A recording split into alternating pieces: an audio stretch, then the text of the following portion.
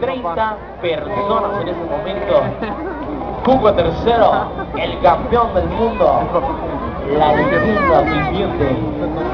En este momento se va a preparar para este gran, espectacular salto en motocicleta.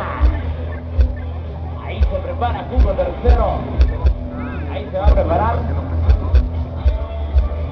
De nueva cuenta el campeón del mundo, brincarán 30 personas.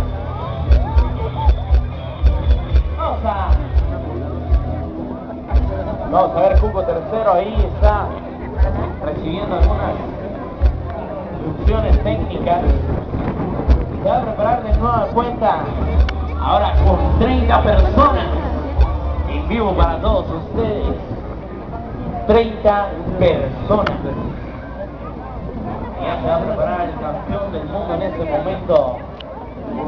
Y espero que ayude a contar Querétaro. Y dice 1, 2 y 3.